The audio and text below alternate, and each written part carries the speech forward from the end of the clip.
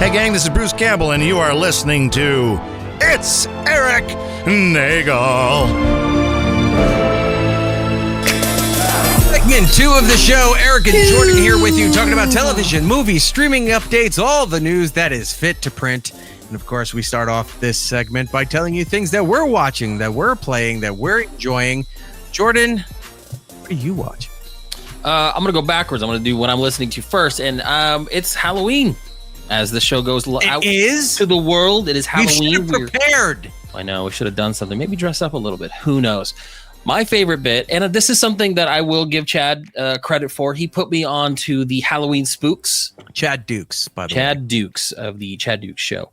Right. He put me on to the Halloween Spooks Outside Your Window song, and it's just been a staple of my Halloween season every year since. Yeah. I love Halloween it. Spooks. Outside your window. I never heard of that song Halloween Spooks until he said it. Because he said, who did he say played that all? Don and Mike. Yeah. He said that was a staple on Don and Mike's song. I've never heard that song. Yeah, he used to play it. Dukes was playing it. Yeah, he used to play it all the time. So I found an actual playlist of 1930s and 1940s era Halloween songs.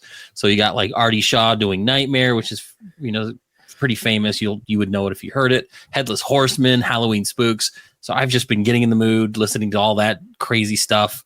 I also found this band that I actually may go see in concert. I think they're playing either the end of November or early December here in Arizona. They're called Galactic Empire. It's a metal band dressed up as Darth Vader, stormtroopers, and all the stuff, but they play like good music. They just put out an album called Cinemetal, where they cover like Jurassic Park theme songs, Star Wars. They got all kinds, Harry Potter, all kinds of stuff, and it's awesome. So I've been listening to that as well. I started playing Power Wash Simulator last week after the show, and I streamed it probably for about 3 hours Friday night, and then I played another. I love this song. This is the song. Yep. It's just crazy. And then some lady starts yelling crazy stuff. Yeah, they go into some weird kind of it's like, whoa. Spiral into madness. Correct. Probably from how they used to like prescribe like ethyl laudanum alcohol. It's like sniff this rag, or they inject you with stuff that's right. like pretty toxic by today's standards. Sure. Oh, so yeah, I've been doing that. Yeah. So I started playing Power Wash Simulator this past weekend.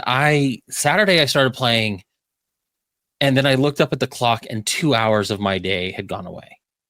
Like, that's how addicting this stupid game is. And it's fantastic. You just sit there and you just clean stuff. And I've been upgrading my power washer. I've got the different nozzles. I can do all this stuff. I'm saving up to get the next one. I cleaned like a billboard the other day. I cleaned a house.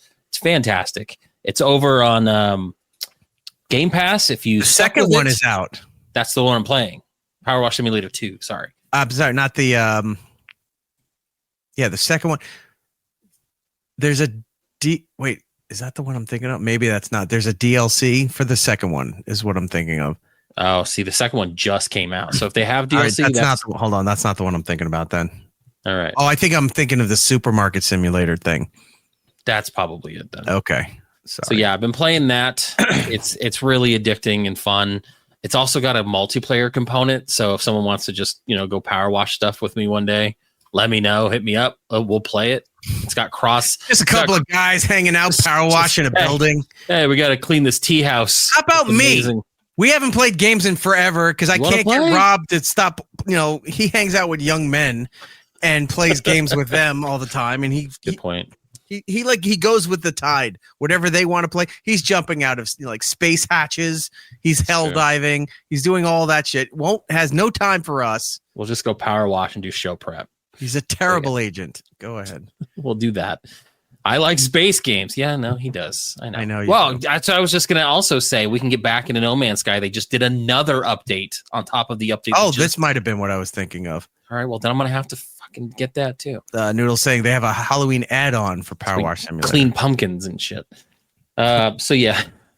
It's the clean pumpkin, Charlie Brown. Right. It's just great.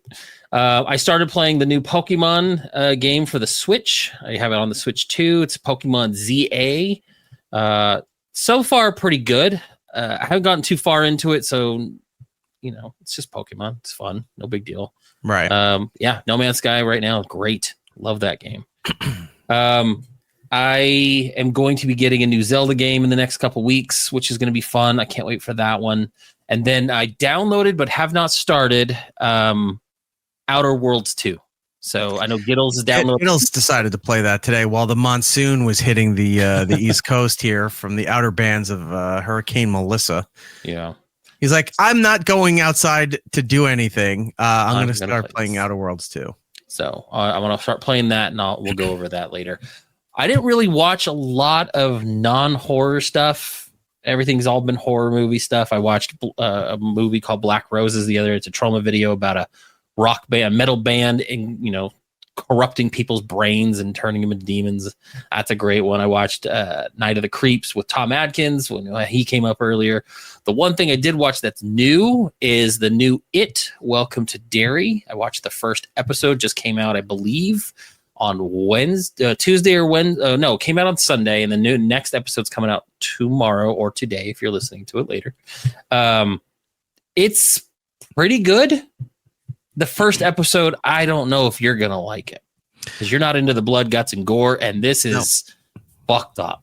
Like the first 15 minutes is I saw it on my timeline, people going crazy for the fact that Scatman Crothers' character, young version, is in this series. So I love the people that goes, that means this ties in from the Stephen King world. I'm like, this is all the Stephen King world. Do they not know anything about Stephen King? Like they everything from the same Gunslinger thing about Castle Rock. It's all, remember that show?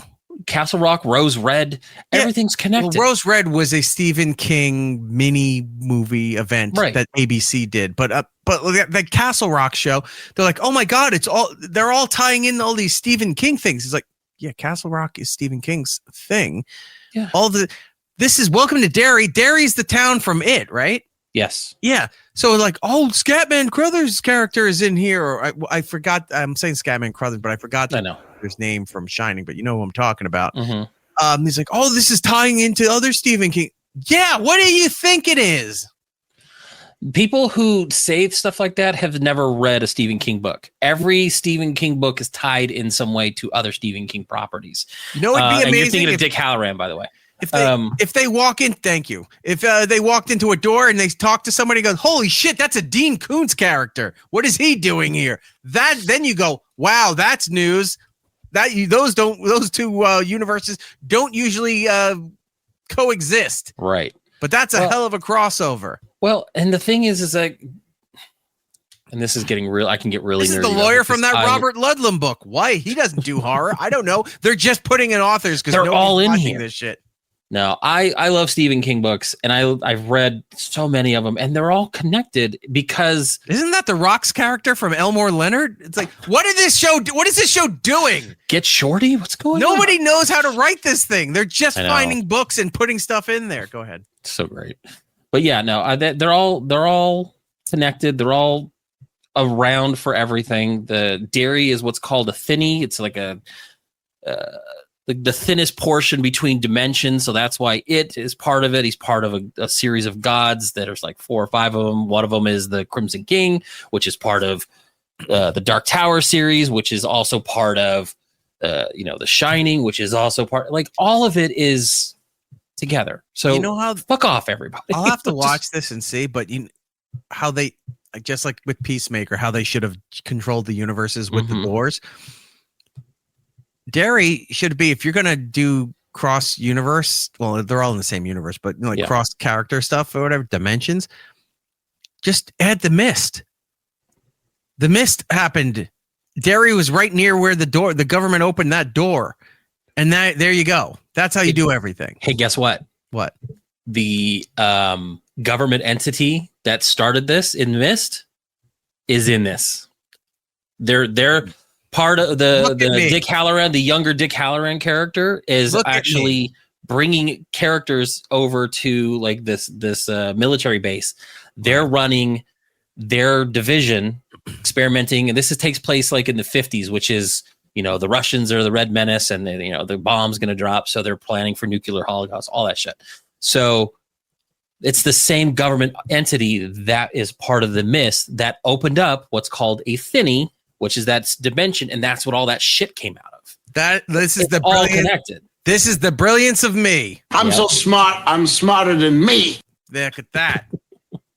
So yes, it's all connected. So we're all connected. New York telephone. That's an old throwback. Go ahead. I was gonna say. So yeah, that's what I've been watching. You don't know that. You weren't here. No, I heard about it from you. We were talking about old shit. It's a good show.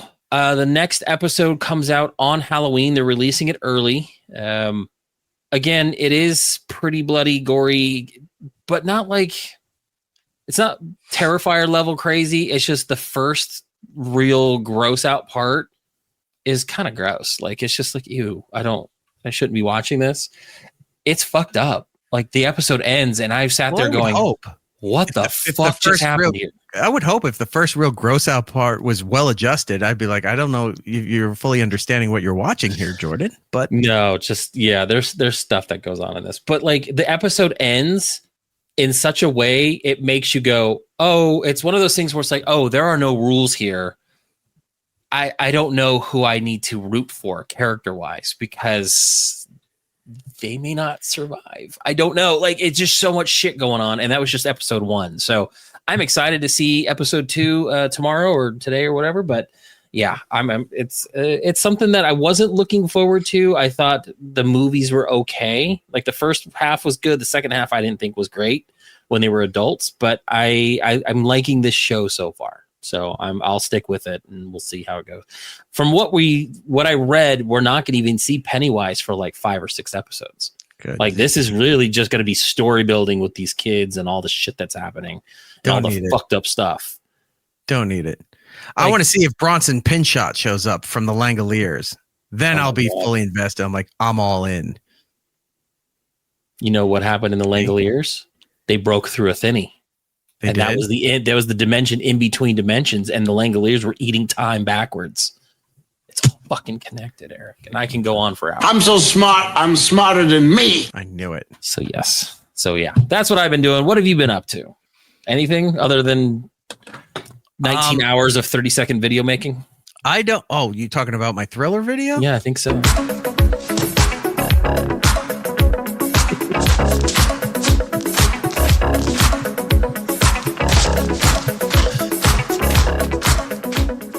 Like, I love he's in there, but I really do love the random Ted Lang just being there for no reason whatsoever. It's like I needed something to go into the camera, and I'm like, he does the double gun shoot. You know, it's him or it was going to either go to him or Chip Chipperson, and there's too much Chip to go through to try to find him doing the actual double gun pointing at the camera. Right. So, old Ted Lang, what was it? Isaac, your bartender. Isaac got thrown in there. I don't know if I actually watched anything. What are you I'm doing? trying to remember. I don't think I did. Like, I don't think I sat down to watch. No, because usually I watch. I've really fallen behind on watching because I used to watch a million things all at once, and I haven't been doing that for a while. I find myself 9 o'clock hits, and I'm going, should I play something? Should I watch something? I did something the other day that I hadn't done in a long time. We talked about a couple weeks back. I got some gummies from this company, and they had these ones where it's like THC and melatonin and all this stuff to make you go to bed. So I was like, you know what? I'm going to try it. And I took one, and then within 30 minutes, I was like, fucking head to pillow, gone. I was out. And I'm like, oh shit, this is what going to bed at a normal hour feels like. I had the course corrected last weekend. I've been going to bed anywhere between 8:30 and 10, and more towards the 8:30 and 9 area. So I'm like, all right, if I go to sleep now, I'm exhausted. I'll just go to sleep. I'll wake up in a normal time in the morning and be good to go. Nope, I wake up between 2 and 5 in the morning. And I don't understand. I'm like, I could go to bed anywhere between 5 and 7 in the morning and sleep the entire day away. But if I go to bed at a reasonable hour, I can't sleep more than 6 hours, and I'm still exhausted. I don't know what's going on. But with the exception of tonight, I've been going to bed early and getting up almost at the same schedule where I'd have to get up to do the morning show. And I'm sitting there and go, why am I doing this to myself? 20 something years of doing morning radio was enough. Right. Why am I doing this to myself? But alas, I don't. Gabby's in the chat. She Hi, said, Gabby. I'm going to go watch new Guillermo del Toro's Frankenstein film. I want to see that. I've heard good things. We do get to watch on the big screen here in Mexico before it's available for streaming. It is also here in the United States. It's in the theaters, limited release. Actually, they just released it more wide. It's actually here in Arizona. I may go see it this weekend as well. Guillermo del Toro is quite possibly one of my favorite directors. He is, other than Gabby, my next favorite Mexican. And he is somewhat like, I love Devil's Backbone is one of my favorite horror movies. Pan's Labyrinth is great. I have Kronos, which is fantastic. And then I Not really Kato, enjoyed his take Kronos. on Pinocchio, the animated one he did. for Never saw Netflix. that. Oh, it's so good. But yeah, Frankenstein looks great. Yeah, I want to see it. I know two people who have seen it so far, and they said it's way better than they thought, and they really enjoyed it. That's awesome. They had high hopes. I'm going to say they didn't go into it thinking it was going to be whatever. They had high hopes. They wanted it to be good. One said they was better than he thought, and they actually enjoyed it. So That's I'm cool. looking forward to that. I've been catching up on getting close to finishing the Beavis and Butthead reboot. There's 3 seasons. I'm in the middle of season 2 right now. That has been fantastic. I don't think I watched any. Wow, I guess I didn't. I've been watching YouTube stuff all the time. I haven't watched any television or movies, so I need to actually catch up. I need to watch Alice in Borderlands season 3. Oh, I wanted to talk to you about this real quick. Mm-hmm. So they put out the official trailer for Stranger Things returning. Mm-hmm. And we have the dates for all of that stuff there. I have it right here. Okay. So part 1, it's a 3-part season, but they're like movie length. So I there's thought 3 there was more episodes than that. No. That's crazy. So November 26th, which is around Thanksgiving time. Mhm. Part 1 of Stranger Things season 5. Part 2 comes out on Christmas Day. Yeah. And then part 3 is out on New Year's Eve. Right. And that's the On one Netflix. that's going in the theaters. Right. So they're all full-length movie episodes. I'm looking at the thing and I'm thinking about, I'm like, yeah, it's going to do okay. But we're in a time now where people are so getting so fed up, or they're forgetting because the seasons are so spaced out that people lose interest or don't remember anything. So maybe the streaming companies are banking on the fact that, this has been out. It's been 2 years since the last season. They'll go back and rewatch everything and, get streaming numbers up and what have you. Stranger Things might be a little bit different, but I kept thinking, like, is anyone really going to care that much that finally season 5 is out and this thing's going to be done? It's been out for 10 years and we're only getting the 5th season now, right? Mhm. But then I was thinking about other things. I'm like, well, what else has come out that people have either had no reaction or forgot about? This year, we had seasons 2 and 3 of Squid Games.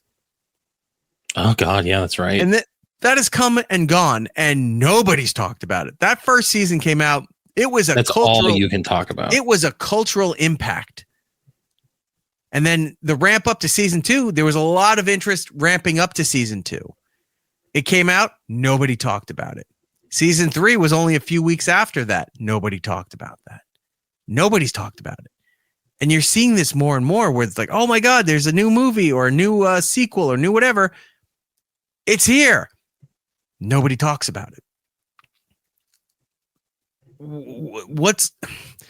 How is this going to affect everything going forward that people are looking forward to something coming out? It finally comes out and then everyone stops talking about it. It's out in the theaters this Friday. Great. And then that's the last you ever hear of it. Mm-hmm. Yeah, people have short attention spans. I'm surprised Sorry, go ahead. With everyone's short attention spans and how much they bank on opening weekend for movies to be the end all be all, and they won't go to a movie after that or this and that.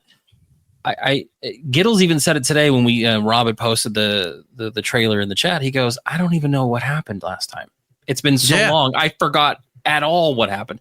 And I'm kind of in the same boat. Like, I might rewatch the last season. I won't go do a full rewatch. I'm just like, I'm over it. I'm interested to see it, but I'm not excited to see it. Yeah. Like I just more of a completionist thing. Like I just have to finish it. It's just, I'm worried about, because entertainment is failing all over the place. Radio's failing, TV's failing, movies are failing. They're gutting CBS right now. There's been mass layoffs. They just right before we went on, Gail King, one of the main anchors for CBS this morning, just is leaving. They canceled the CBS, like the Today Show. They would have the weekend versions. They canceled the Saturday morning version of CBS this morning. Not just the people, the whole show was canceled. And then Sunday morning, I guess, is too infamous because they have CBS this morning or CBS Sunday or whatever it is. And so I think that's staying in put. NBC's going through all the layoffs. They're separating the company. When you have these properties coming out now, they're trying to build enthusiasm for it. People have it for, I guess, popular franchises, but then once it's like, all right, it's go time, great. And then it all comes to, it's like somebody hit the brake. The second the show comes out on streaming, the second the movie comes out in the theater, oh, it's here, fantastic. We can't advertise anymore. We can't talk about it anymore. We got to look at the next big thing. It's not trending on social media. It's nothing. Nobody's talking unless, I mean, it's our job. We go through and we'll bring things up to watch but people I know, just your friends, they're not giving you recommendations on, it's like, hey, did you see this thing last week? Oh, I went on Friday. I mean, you kind of do with concerts and with some movies and stuff. You still have that in you, I guess, because we're of a certain age. But the age thing doesn't come into play much anymore either. It's the mindset, the way people, I guess, are programmed now or have been conditioned. No one gives a shit. They're all about the ramp up and then never the execution and never the aftermath. There's no, like they used to think, oh, the movie did well because of word of mouth. It's like we didn't have much for marketing, but it came out in the first weekend. It did, but people were saying it was so great. The second weekend, you've heard those old stories. The second and the third weekend, the movie did gangbusters because of word of mouth. Now you get the second and third weekend, the movie's out of the theater. Well, yeah, they're like, viewership dropped 60%. And by the third week, it's, because, like little things like Gabby's Dollhouse, they're smart. They do quick whatever. It's going to be on Blu-ray in November. I guarantee you Tron Ares is going to be video on demand within the next week or so. And then you'll be able to buy Thanksgiving. Like they would do the big Thanksgiving push. Like, here's the thing to watch when you're home for the holidays and your family's around. Let's watch the new Tron. But maybe you're right too, because we still have, like, we're just going to be starting November this weekend. So then we have 3 weeks until Thanksgiving. Yeah. 3 weeks can still be a lot of time. We're at the downslope of the rest of the year. Like once Saturday hits, the time changes and everything fucking goes away. Like we're going to be celebrating New Year's Eve next weekend. Like that's how quick things have been going. Preston brings this up and he goes, how is it short attention span when everything they put out is garbage? Well, that's subjective. You're not that you're wrong. I mean, there's a lot of stuff. There's a lot of garbage. Big franchises, sequels, prequels, whatever that they put out there because they just think it's going to be bankable.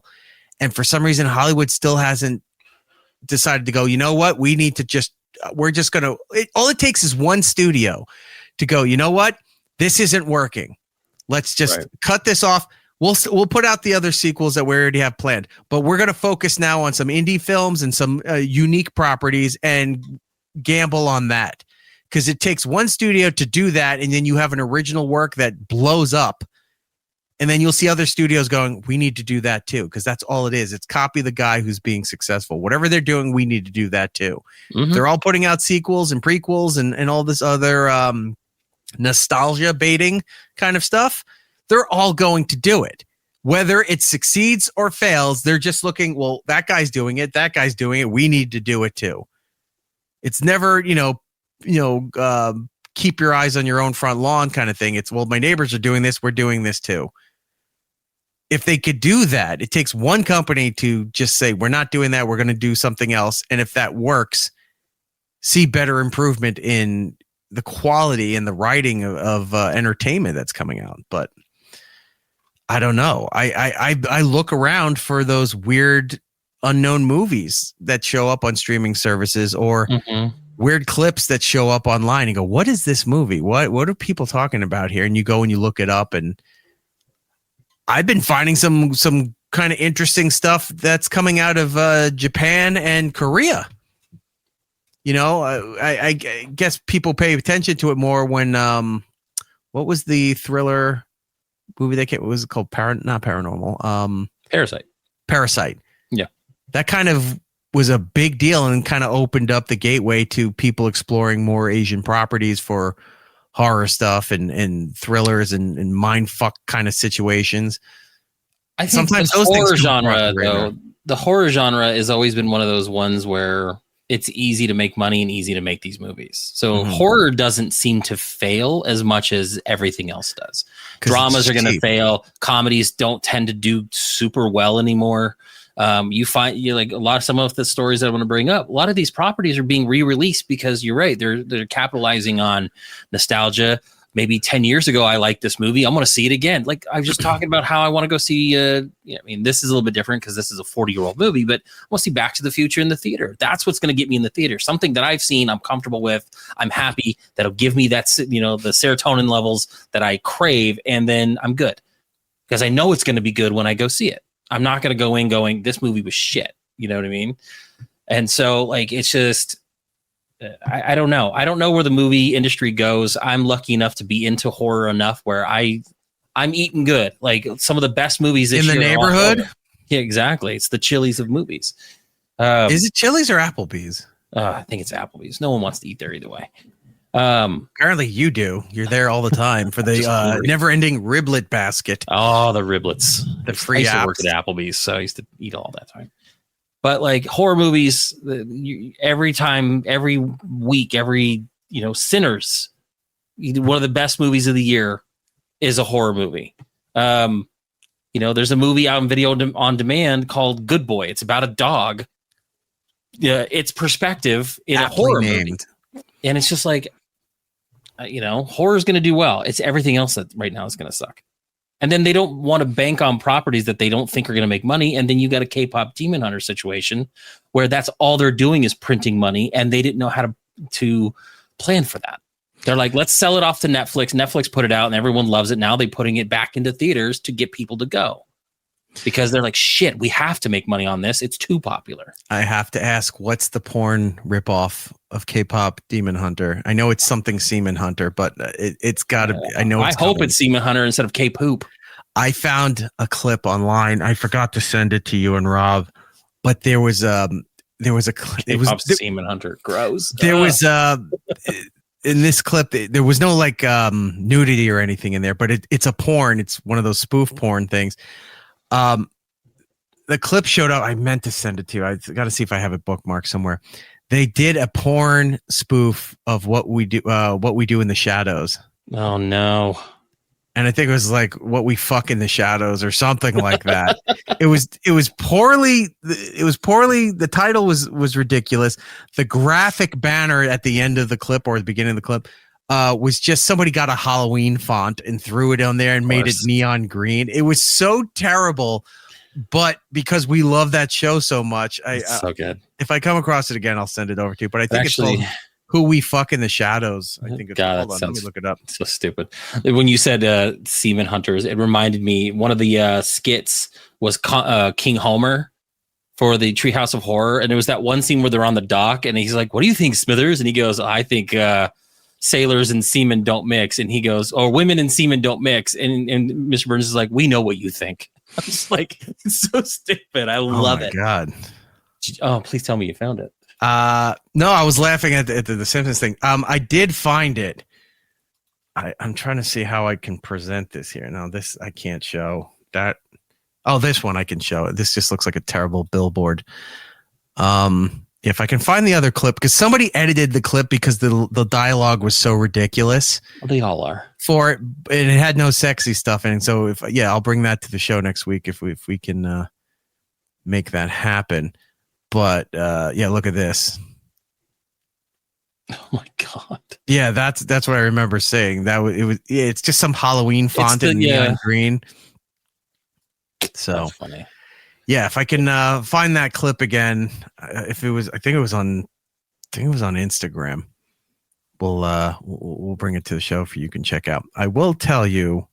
I got to do these first. These are coming in. Sorry. Nope, not that one. I did that again. Jimmy's neglected mother for $2. Love you, Virus. Love the show. Thank you very much, sir. So good. That is all going into the Jordan Lego Fund. Did we do this one? Jared No, the we Geek, did not. $4.99. Let's get this out of the way because what is it, Jordan? God, I hope Rob's on because that's daddy's money. It's so gross. I feel dirty. Let that marinate there for a earn little that. bit. Oh, another one. Bagsley in for $5. Couldn't catch live, but wanted to support the show. Thank you very much, sir. We appreciate it. If you're going to watch it later on YouTube, perfectly fine as well. Just, like, maybe leave a comment. You've already subscribed to the channel, so don't need to remind you of that. But it's all right there. And there's Rob saying, ugh.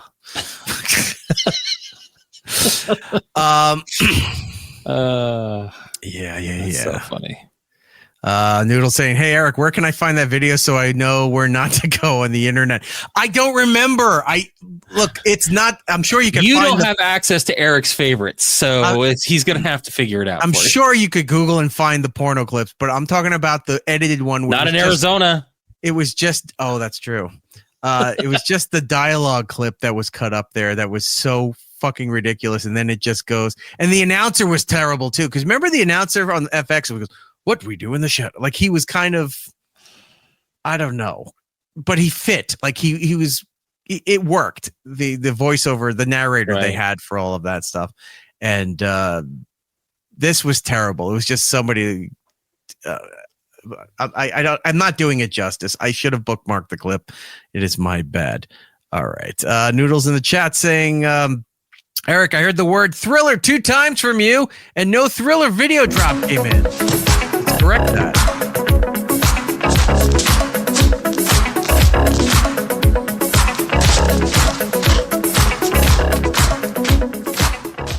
There we go. Like I'm actually excited for anyone, like for people to see what I worked on because I'm happy the way it turned out. So I'm excited for that one. I can tell you this. I found a game that I've been fascinated by for a few years now. Now it's hard to say this because of all the shit going on with Roblox right now. This game originated on Roblox. And I didn't have Roblox at the time, but clips started coming out. And I go, wow, this concept is pretty interesting. It's very, I don't know if it's dystopian. It might be more of, what is the genre? It's despair. Where you're in a scenario that it's almost like purgatory. Like, you're probably never going to get out of this scenario. And the game is called Escape the Backrooms. And it started on Roblox as I think it was just 1 or 2 levels. And then it grew, like the popularity of it grew. So they took it off of Roblox and made it into its own thing. And you could get it on Steam currently or no, I don't think it's on any platforms. I think it's just like PC based right now. Right. Well, it wasn't really finished. It was early release, as they say. So you had a few levels to play the game. And that was it. Well, they've surprised everybody this past week that the first full version is out. And if you already had the older version of Escape the Backrooms, you got the brand new version as your update for it. That's pretty cool. I have the trailer here. I want to show you to take a look at this.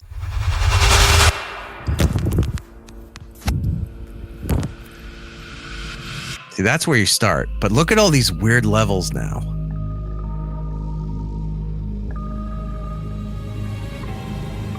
Like, it's almost... it's funny because part of this feels like this should be part of Severance.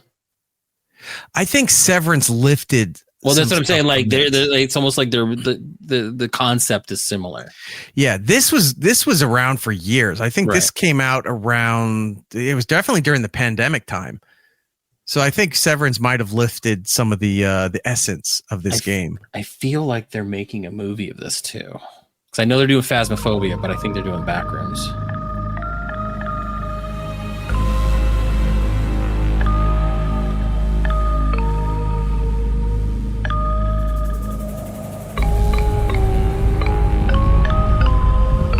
There's something eerie about when you walk into not just like an empty room, but an empty complex, and you're just walking around like a school. If you walked into a school and you're just going down the hallways, you see desks and chairs and toys and other stuff laying around, but there's nobody around. Nothing's making a sound. It's very creepy and very eerie.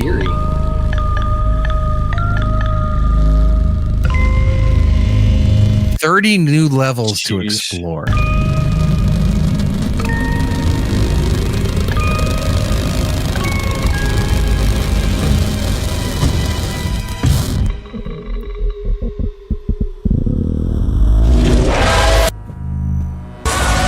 Creatures chasing them.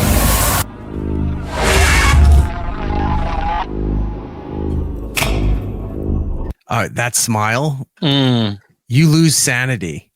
So when those things start to appear, it's like you ever look at a bright light real quick and then turn your head and you get the streaks still in your vision of like purple and green or whatever.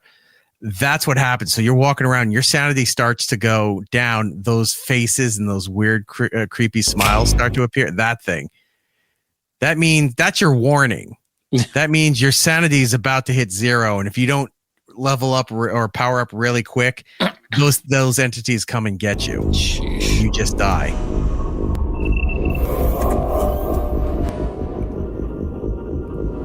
Look at that scenario. That looks like the AI horror games that we looked at. Those trailers. Little boxes on the hillside. It's the neighborhood from Weeds. Made a ticky tacky.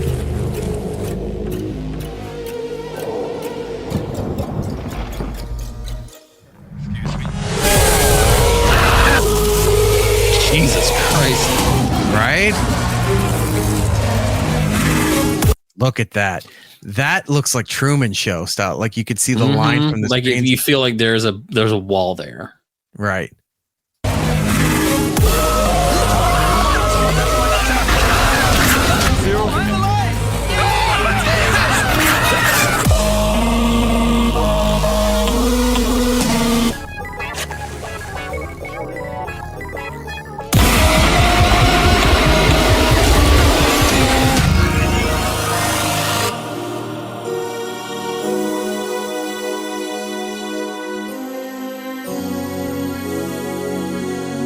Now we're getting this Twin Peaks music.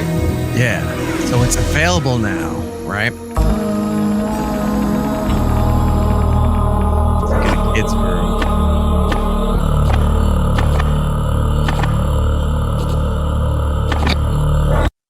Oh, he just wants to hang out. Yeah, and then he's going to stab you with that pointy hand thing that he's got there.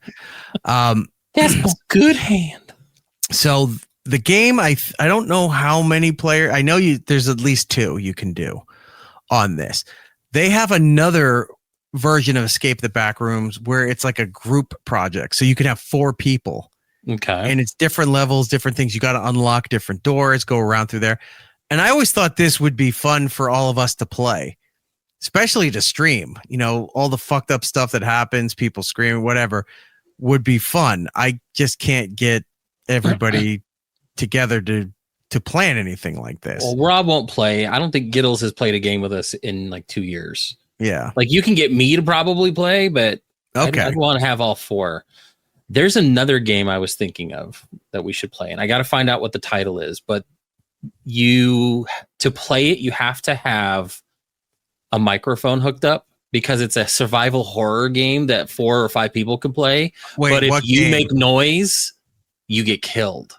I think I know this. Which game is this? I got to find out what the title is, but apparently it's just come out or something like that, or coming out. Because technically, when you play Phasmophobia or Ghost Watchers, you're supposed to have your microphone on and you talk in game. Because if you and I, our characters could be there talking, but as you walk away, if you're talking, it sounds like you're walking away. Like your voice gets more and more shallow, and then I don't hear you. But if you're hiding in the closet when the thing's hunting, Oh, you've played with me before. and you go like this, you go, shit. Oh, now it heard you, and it comes back and gets you. So, Rob said there's Escape Room 2, that game that he will get. I'll get that too, but I think the Backrooms game would be a lot of fun. Now, while you're looking at that game, is this called Don't Speak? No, don't scream. Don't scream. Survive the night by finding batteries, evading hunters, and escaping the forest. Beware any scream, gasp, or squeak into your microphone restarts the game. Time moves only when you do. Challenge your friends and see who can stay quiet the longest. There's 2 versions. There's Don't Scream and there's Don't Scream Together. Yeah, that's the one I want to do. Don't scream together. The original Don't Scream is it's got that wonky body cam footage to play. It's on sale right now because Steam is doing a Halloween sale. Yeah. And a weird like Croatia game sale. Steam is fantastic. It is. You could get it right now for $6.74. Ooh. If you want to get Don't Scream Together, I think it's a wish list game right now. It's an update that's coming. That's why I thought it was new, because they just talked about it. Okay, so that's not okay. I will add this to my wish list. It is added.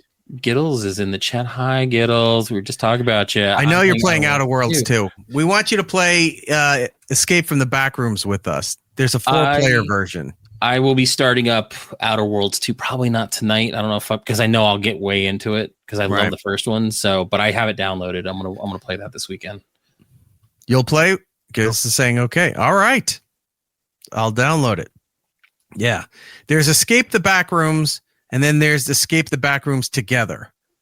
And that's the one where it's almost like you're not like daisy chained together with the prison chains, but all 4 of you have to do stuff in order to go and do things. As a team. Yeah, you got to get out of escape from creatures. You got to run. It's ridiculous. It's horrifying and it's fun. Now, I looked at that trailer, but I also wanted to tell you about the fact that this is a brilliant marketing tactic that the company that makes this game did. So they released the game. It's the full version. It's the update. If you if you already had the original early version, you got the full version now automatically. What they've been doing, the developers, is they've been hopping into people's sessions unannounced and messing with the people playing. They screw things up. They have it where they talk to only one of the people in the group, and the other people are like, what the hell are you talking about? What's going on here? They do random weird kills in front of them. Like they'd be standing there, all of a sudden they're picked up and they're dropped onto the ground, which is not part of the game's physics. They've been doing that, and there's more and more videos cropping up now. I found this one first. This one was hilarious. I wanted to show it to you here. What makes this more fun? It's 4 black guys playing a horror game. So already, how are they alive? Well, besides that, you know that they're going to be over dramatic and what have you. But when they realize that a developer's in there screwing up the game, they're freaking out because they don't know. Take a look. Bro, is it Friday? It's Saturday. Literally, hand me one more.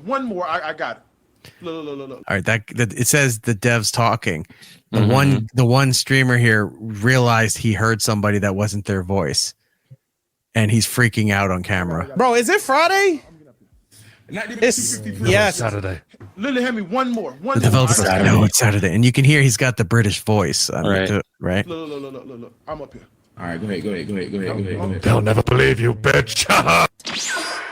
Y'all don't hear So I thought this was just them making up. When I started seeing other videos, they're doing this. They look like the characters, but their color scheme's different. They're saying all this stuff to fuck with the players, and the rest of the people can't hear. Like, they're doing all this.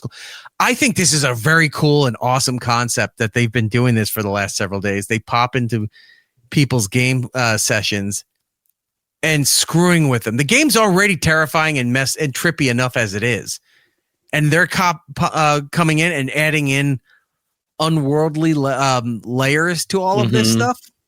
Fantastic. Here's more.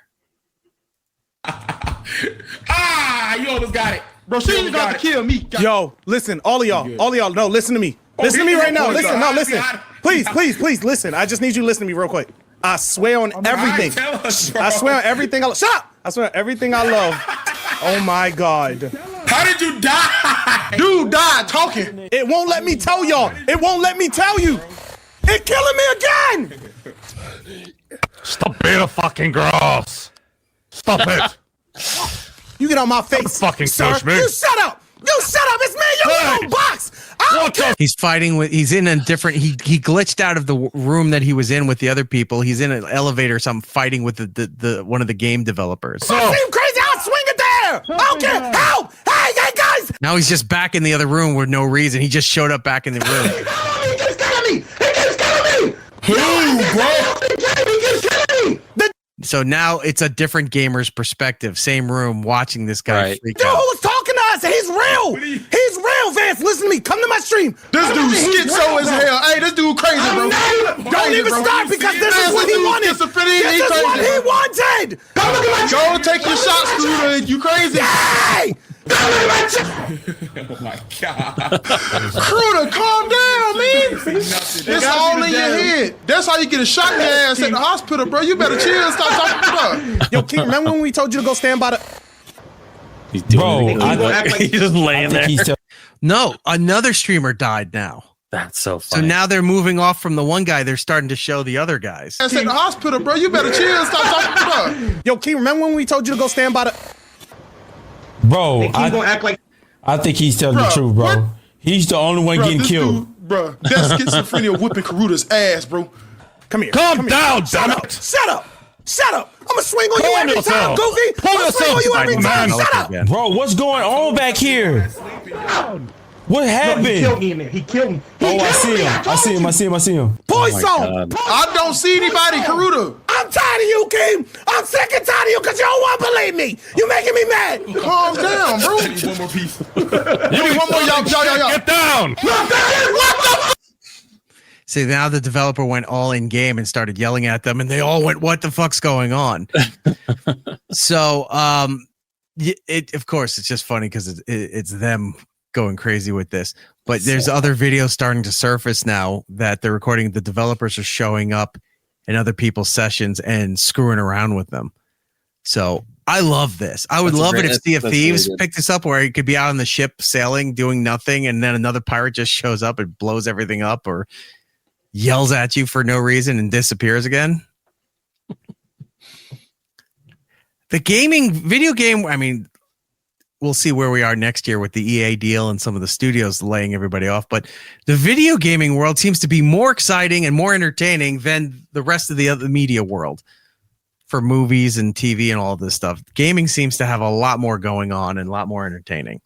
I feel like it's more like the indie developer, like the smaller stuff like that, like the EAs and things like that. Maybe not. I mean, right now they just announced that they're redoing Halo, and now it's coming to PlayStation. So it's like we're losing the big guys, but the little things like this, where people can focus on better quality things, maybe not the best graphics in the world, but the gameplay is fun and the games are enjoyable. That's what we want. We want something that's just going to keep our attention. Yeah, Steve Doherty in the chat saying like the developer kept muting him from telling his friends, so he couldn't rat out what the developer was doing. Yeah. Backrooms, small independent company. Phasmophobia, independent company. Ghost Riders, independent company. Escape Room, all of these things, they're doing insane. Well, I mean, the guys that did No Man's Sky, they're a small studio. You know, they shot their shot, they fucked up, but then they've made a great game since. Whippet's saying small European developers are killing it right now. Yeah, that's where entertainment's going right now. And I'm glad that at least there's some outlet of things to be entertained with. All right, we got to get ready through the rest of segment 2 here. Out right now in the theaters, K-pop Demon Hunter yet again is in there for the sing-along version. Sinners is back, but is an IMAX release. And Twilight's part 1, 2, 3, and 4, because that's what you do when you can't fill the 19 other theaters in your multiplex. You just put in old movies. Yep. And hope the audience shows. I'm sure that'll do well. The Harry Potter movies were back in theaters, and they kept changing each day. That's how they're doing this one. And that did fantastic. And it counts towards the box office after all these years later. Right. So that's where we're at right now. And then, of course, Guillermo del Toro's Frankenstein in limited release. I hope to see it soon. Over on Netflix, The Witcher season 4. I've seen a lot of shit online because of the trailer. They were either removing or shadowing Henry Cavill's face, and there's no lines of him speaking. They're acting like he's not in it. Part of this. Yeah. No, he's not in it. They replaced him with Liam Hemsworth. Oh, the thing I saw, they were showing screenshots of him. There's one scene of him there, but they put a shadow on his face. I mean, I've never seen the series, so I don't know. But no, he was in the first 3 seasons, and then the 4th season he got kicked out, and Liam Hemsworth is in it. And right now, it's like getting shit reviews. He died on his way to the home planet. He went to go be Superman. Just kidding. Sorry about that. Over on HBO Max, as Jordan was raving about, Welcome to Derry, episode 2 available, and then I Love LA. I don't know what that is. It's a comedy done by a woman who wrote in this, starring in it, Rachel Sennett. She's a Jewish actress. She's hilarious. That's something I'm looking forward to watching. So. Over on Peacock, Jurassic World Rebirth on AMC Plus. Who knew that was still a thing? Yeah. Talamasca? Yes. Secret Order. What is this? Talamasca is a secret group that watches all the witches, the vampires, all that stuff in the Anne Rice world. This is like their version. Right. So it's like, that's going to be good. Surprise news on Paramount Plus on Friday night, Halloween. South Park's having a Halloween special, 10 p.m. Eastern on Comedy Central, and then, of course, on Paramount Plus. It was released 2 days ago, this information. Like, hey, surprise, Halloween episode. Yep. It's going to happen. And then over Good Boy, as Jordan mentioned earlier, is on video on demand. Next week, let me see if I have anything on the list. Nothing. Not a ton next week. Nothing really next week, so ignore that. And that means we need to go over, because it's now Jordan's time for the news. Well, our Halloween news, we're going to start off with some good Halloween stories just to get us going. Conjuring. We thought we were done. Last Rites was supposed to be it, and we're getting more. So Conjuring prequel movies in the works after Last Rites breaks franchise box office records. Again, horror movies do well. You make them for little money. Your returns are huge. So a prequel film is in development at Warner Brothers in New Line with short film director Rodrigo Hort to direct it. The franchise veterans who co-wrote the 2 prior Conjuring films will return to write this movie. No deals have closed at this time. The Conjuring Last Rites was billed as the final installment of the paranormal series. However, it quickly became clear that it wouldn't be the case after the film became an outsized box office hit, earning a franchise best $487 million globally. The Conjuring 16. Conjuringer. The search for more money. So they're going to be doing more Conjurings. Obviously, I don't think they're going to continue going forward, so they're going to start doing more of the prequel stuff again, which is what they did with The Nun and The Nun 2 and Annabelle and all that stuff. So we're doing that. Welcome to Derry hits 5.7 million viewers in 3 days. It's the number 3 showing HBO Max premiere ever. Hit 5.7 million viewers throughout its first 3 days. The total in combination viewers of HBO's linear channel and Warner Brothers Discovery's own data recording streams on HBO Max puts the horror series in 3rd place when compared to all other series premieres since HBO Max launched. But which time? Only House of the Dragon and Last of Us outrank it. Those premiered with just under 10 million viewers for House of the Dragon, and Last of Us premiered with 4.7 million viewers, both measured in 1 day. So took a couple days to get it, but a lot of people are watching the show, and hopefully it does well. And we'll get more stuff. Scream 7 trailer dropped today. Neve Campbell is returning to face Ghostface in the franchise's next chapter. Long-awaited first official trailer for Scream 7 dropped today. Neve Campbell returns as Sidney Prescott. Ghostface is now hunting her daughter. So he's it's weird. There's a line in this that he goes, "Nice little town." Turned into the Scary Movie franchise at this point. Kind of. Yeah. The parody of the property is now the property that has the parody is now becoming the parody. Yeah. Well, we're getting another Scary Movie too, which should be fun. There's a line. He goes, "Nice little town you found. You and your pretty daughter reminds me of where we grew up." So I'm like, oh, they're trying to make you think that you don't know who whatever. So he comes and tries to find Sydney and her daughter Tatum, which is a nod to her friend Tatum in the first movie. So I don't know what they're going to do. They had a storyline.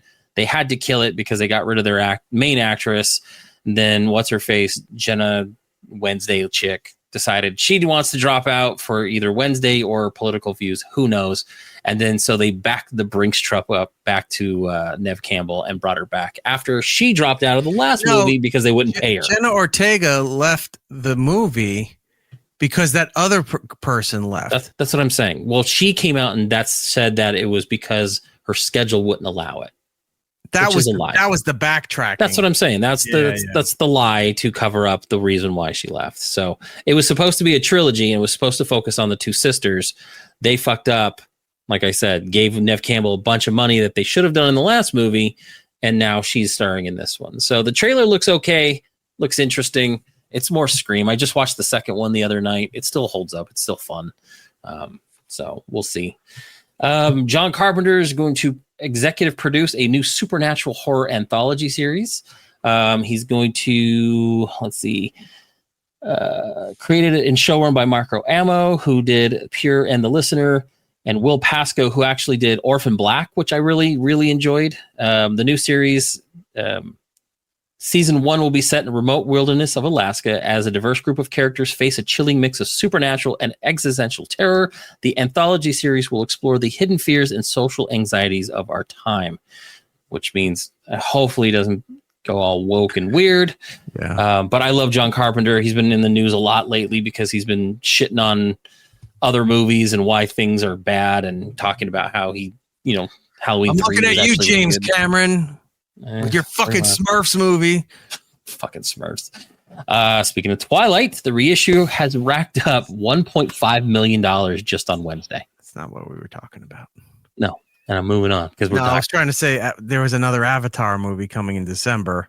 Oh, I know. I don't want to watch it at all. But it's going to do well. It's like the third of supposedly it's called Fire and Ash.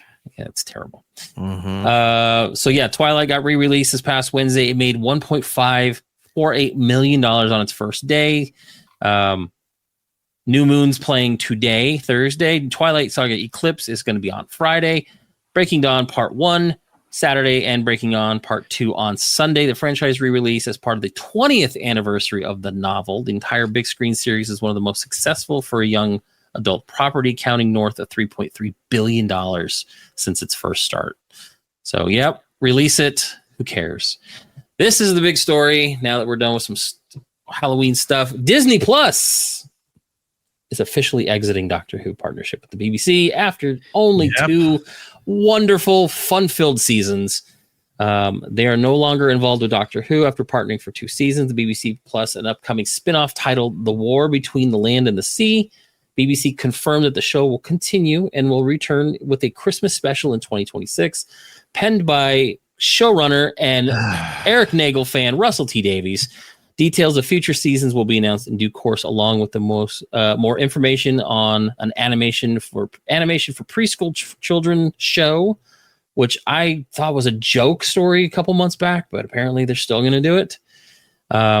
BBC remains fully committed to Doctor Who, which continues to be one of our most beloved dramas, and we're delighted that Russell T Davies has agreed to write us another spectacular Christmas special for 2026.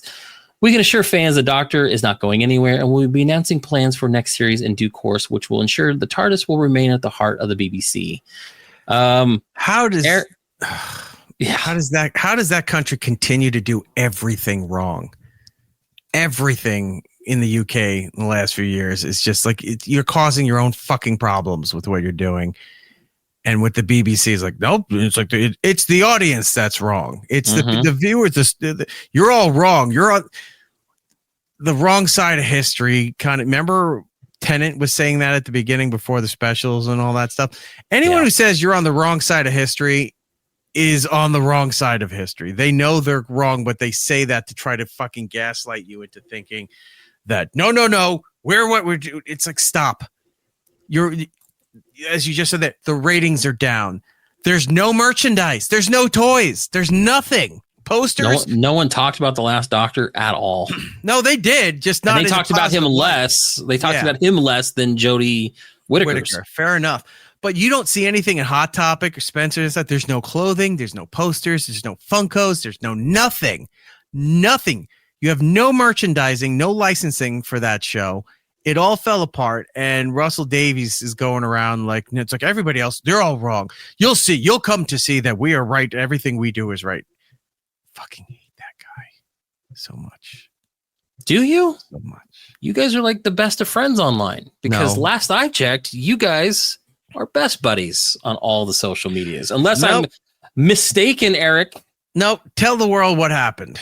So the other day, Eric sends me a link and he says, "Hey, do me a favor. Can you take a look at this and see what you see?" I look it up and it's Russell T. Davies's, I believe, Instagram account you sent me over. So I was like, oh yeah, it looks like his Instagram account. I sent you a screenshot. You're like, can you see something? And I said, yes, sir, I can. Sent you the screenshot. And you go, oh, he finally blocked me. Yes. Eric finally got the creator of the most recent Doctor Who stories to block him on social media. Yeah. Not just Eric Nagel of Eric Nagel Enterprises. No, everything. Everything. The consumer. He doesn't even want to watch our food reviews. He dug deep and found everything. I can't find him on Twitter. I can't find him on any of the other things. He went full scale.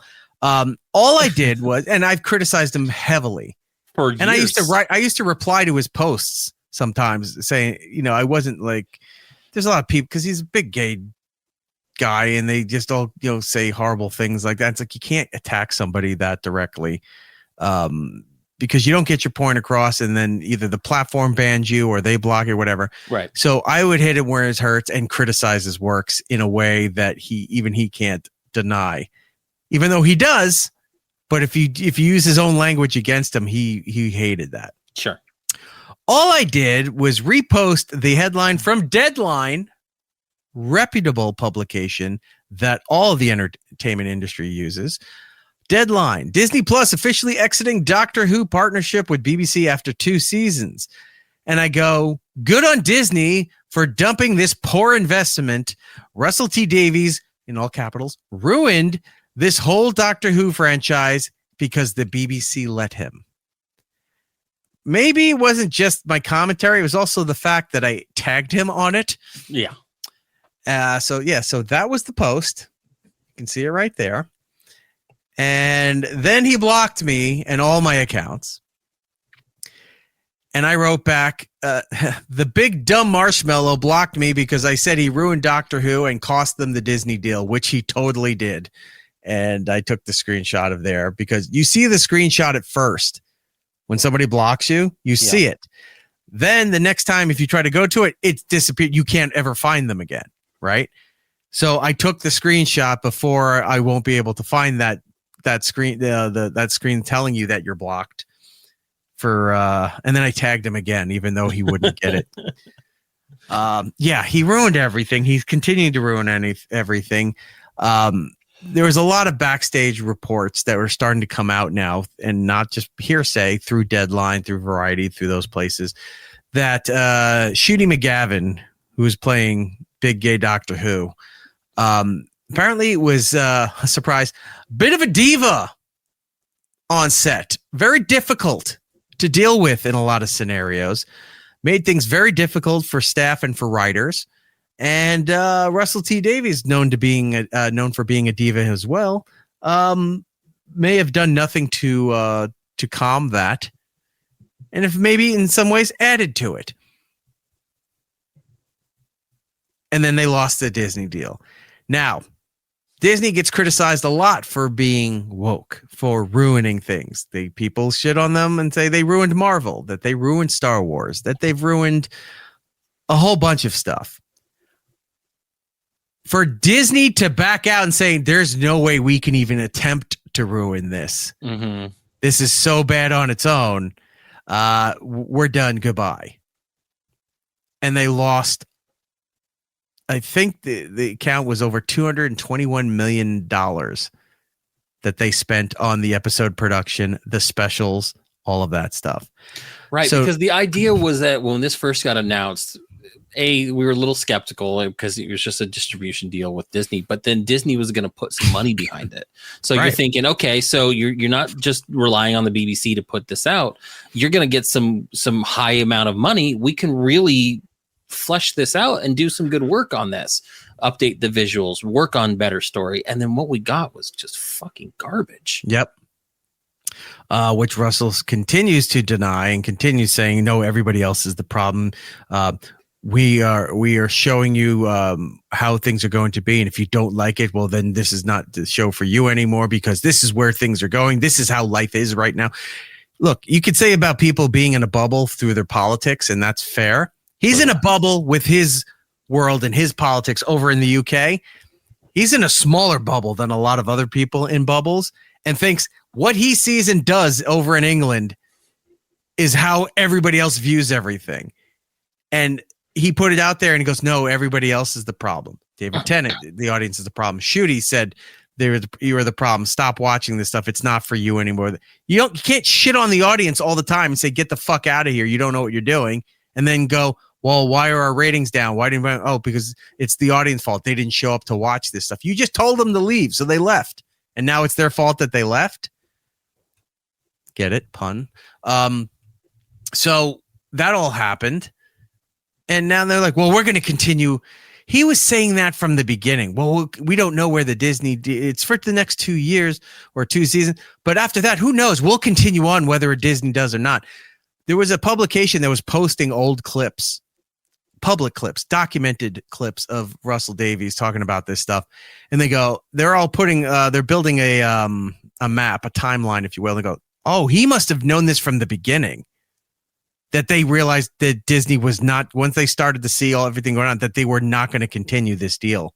Because there was like 2 years of worth of stuff that they were posting timelines of these clips of him talking in interviews and publications. And they're like, oh, he knew this wouldn't continue. And now it's not going to, but we're going to continue on. You lost the doctor. And Shooty McGavin was saying, it's like, oh, I was just so overburdened and so overworked. You did barely 2 seasons. And you had maybe 6 to 8 episodes. How overworked were you? You're not doing a 24 episode season of an American television show where it's like that show was eating too much of my life. It was bullshit. The audience hated him. The ratings weren't there. It was obvious there was so much pressure and negativity building up that he bailed. And he's like, I'm not continuing that fucking on. ending when you throw Rose in as a nostalgia bit, like, just made no sense. I fucking hated it. Well, and then you sit there and people didn't listen to Eccleston. He came out and said, what would get me to come back to Doctor Who? Sack Russell T. Davies. And the other two producers in there. Execs. And those are the ones that are online. What's the other, the lady's name? I'm forgetting her name. But she was quoted recently too, shitting on fans of the show and old writers of the show who were saying this series is dead. It can't continue like this. And they're still there. BBC doesn't give a fuck. BBC is talking like there's rumors like, oh, they're entertaining potential agreements with other platformers. The only reason the Disney deal came around wasn't that Disney wanted to buy the property. I think they might have been curious that they were coaxed into a deal to see how well it does, because if Disney liked it, Disney would have bought Doctor Who. But it was all coaxed together with all this shit because they started to realize we can't afford to produce this show. Yeah, BBC was about out of it. BBC doesn't have the money, and as much as they're saying we don't need Disney, we'll continue on without Disney. They couldn't fund the show, and now they're saying it's like we're talking with other platformers. They need money to produce their programming. BBC can't afford to do shit anymore. And this is an organization that's not like watching a network. They're tax subsidized, a tax subsidized operation. They're 100% of their company is funded by the taxpayers. Which is why you really only get very limited amount of seasons of a show. Like Right. you're not getting 9-10 seasons of something. And Doctor Who's the exception to the rule. But I mean, some of these other things, Well, Doctor you Who only get 2-3 seasons Top if Gear. you're lucky. The two biggest exports Yeah, that Top they have for Gear there is Top Gear and Doctor Who. And That's Top it. Gear makes money and gets viewers anywhere because who doesn't like see them driving ridiculous cars and then destroying them for no reason other than, hey, this car is worth 175,000 pounds. Let's see if we drive it off this cliff. Yes, let's do that. I will watch that. Yeah, so everything's fucked. I don't know what this Christmas special is going to be. It's not coming out until next Christmas, which is a year from now. Yeah. And then they said, well, it'll probably be another 2 years before the next thing that they do. Too fucking long. That doesn't work anymore. We just bitched about Stranger Things. How long are people going to... Maybe it's time that show sits out for another several years and then bring it back again. Which sucks because I loved that show. I loved the revival of the show up until Peter Capaldi's exit. And I wanted to give Jodie Whittaker a chance, but Chris Chibnall's writing was such garbage and rewriting so much shit that was canon for that show that everyone got pissed. And then, oh, Russell Davies is coming back. Oh, great. The original showrunner. People are going to love it. And he made it worse. So like hard to do. So yeah, he blocked me. I'll never be communicating with him again. Maybe indirectly. There goes his Christmas card for sure. Exactly. Moving on. All right. Well, let's end the show on something fun, something that we're all going to do together this weekend. The Simpsons. They're coming to Fortnite. We talked about it a little bit earlier today. The Simpsons are coming to Fortnite November 1st with a mini season that brings Springfield to the Battle Royale. Not much is known officially so far other than the villainous alien duo Kang and Kodos will be wreaking havoc on the Fortnite map once Fortnitemares 2025 comes to an end. They're showing up now. I played a little bit last night while you and I were talking just to see, and sure enough, Kang and Kodos were just flying next to me in their little spaceship laughing it up, and I just thought that was hilarious. It's kicking off with an in-game event November 1st, 2025 that transitions Fortnite Chapter 6 Season 4 into Fortnite Chapter 6 Mini Season 2. God, the naming conventions, which is an interim mini season taking place before Chapter 7. In the event featuring Kang and Kodos, Fortnite will immediately go down for maintenance for a few hours. So the event is in the morning. It's going to go down for a few hours and do a mini season. 11 a.m. Eastern, 8 a.m. Pacific, 10 a.m.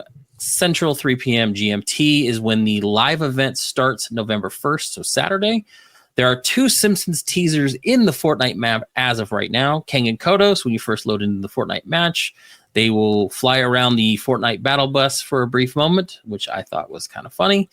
And then Bart's Treehouse is in there. That is located on a hill just northwest of Creepy Camps for the Fortnitemares. There's also a countdown timer here, counting down until the in-game event on November 1st happens. If you climb inside the treehouse, you will find a TV that displays a handful of stills from the show, including Marge crumping and Homer's bush scene. So, yeah. I saw that video online. That clip was going around showing you what was on the TV. Yeah, I'm excited. I love The Simpsons. They got me. I got to set up my Fortnite account now. Yeah. I get it through Game Pass, so I'll set everything up so I'll be ready for the 1st. The only thing I'm actually ever going to buy in that game, because I was talking to somebody about that, and she was telling me, because her kids play Fortnite, she goes, you're going to have to pay a lot to catch up on those. I go, no, I don't. I said, I'm not looking to match levels with all these people who've been playing for years. I just want to go in and try the Simpsons stuff out. It's on Game Pass, so I don't have to really pay for it. Said the only things I will pay for is if like I could buy different skins, characters, that kind of stuff. Yeah, I'll do that. And apparently there's also Simpsons vehicles showing up in Rocket League. So I'll do that. But past that point, it's like, well, you won't have this gun, and you won't have. It's like I don't care about pet. You're like, I'm never going to see it outside of this event. No, so I don't care. I'm coming in to play this event, and that's it. Yep. Who knows? So- Going forward, maybe I'll like the game and I'll stay with it. But I just know I'm coming in to enjoy The Simpsons, and that's my game plan for now. Yep. So we have our buddy Mike worked on it a little bit. He showed some of the stuff that he was working on. Again, he didn't know what he could share because he didn't know what was going to go in it. He still doesn't. So he's going to find out the reveal on the first, like the rest of us, because he found, there's one more story that we didn't talk about before we leave. Big horror movie being released tomorrow, midnight showing. Oh yeah, that's right. It's a big one. Oh, I love this so much. The Joe Hendry horror movie. Say his name and he appears. I believe in Joe Hendry. I fucking clap every time. Say his name, and then the slug line for it. The movie's called Say His Name, but at the bottom it says, "You will believe in Joe Hendry." This is a great job done by Jordan. I didn't realize, because I looked at the poster. I said, "Is that you on the right?" And he said, "Yeah, that's you on the left." And I looked, I go, "That doesn't look like me." Oh, it is me. But it's me at an angle, but the face of the body is straight on. It's so weird. Yeah. Can't win them all. But you know what? You don't post anything. You don't have anything of online of any of note of where you're not like smiling. And I'm like, I don't think he should be the only one smiling.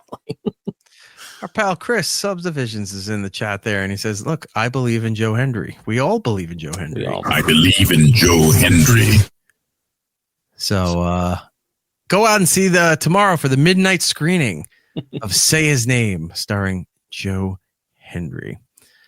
All right. I think that's about it. We do need to get out of here. Do we need to do Thriller one more time? I think. Yes, we do.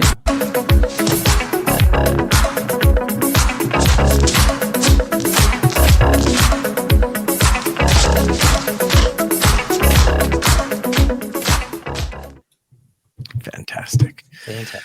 All right. We need to get out of here and do our plugs and whatnot. So, Jordan, as always, our nation's eyes turn to you. You can catch me on X, Instagram. Well, there we go. YouTube at Jinx Ronan, Twitch at Jinx Ronan 79. Like I said, I was streaming some Power Wash Simulator 2 the other day. I might be doing some of the Simpsons stuff this Saturday just to check it out. So we'll see how that goes. You guys have a Amazon subscription. You'd like to get a free month of the Twitch subscription to ours. It's Eric Nagel. Go over there, click the little button, get a free month. Help us out. It'd be great. Thank you guys. Have a safe Halloween. All that fun stuff. Get some candy. All right. Oh, we have one more thing before we go here. I didn't see that this came in under the radar. Jimmy's Neglected Mother for $5 super chat. I got caught in the back rooms at my work once. The last room is eyes wide shut level. Well, here's the thing. There's alternate endings. Or so you think. Because you think you're getting out of there alive, and it turns out you're not getting out of there alive. You're still stuck in it's purgatory. It's real life purgatory in game form. But that's it. For me and for the show, where's the thing? There it is. It's Eric Nagel across the board and all the social medias. If you're listening on the iHeartRadio app, do us a kindness. Put us in the first preset position on the app. If you're on Apple, Spotify, things of that nature, do us a kindness over there. Leave us a positive review. It does help out the program. If you want to join us live each and every week as we do this program, you can head over to our live rooms on Twitch and on YouTube, all under @It's Eric Nagel. Do a like, do a subscribe. And if you want to go through videos and check everything out, please go ahead, leave a like, leave a comment. All of those things help us out. It's called engagement, folks. Where have you been for the last 20 years? It's how the world works. And if you can't do any of that stuff, believe me, I get it. But if you can only watch it when you can, it happens. You have a life. YouTube, @It's Eric Nagel. All the videos, all the shows, all the clips, all of that stuff is right there for you to enjoy. I think that's it, right? That's it. Well, we need to get out of here then. Bye. No. It's Eric Nagel. If he wants to fuck with me in public, I will fuck right back. Please do not do this. Please do that shit. Alas, we're out of time. Follow It's Eric Nagel on social media platforms. For ways to watch and listen to the show, or join us for the live shows, head over to itsericnagel.com. Yo, and remember to tell 2 friends so they can tell 2 friends, and they can tell 2 friends, they can tell 2 friends, they can tell 2 friends. You get the idea. Keep it real, homies.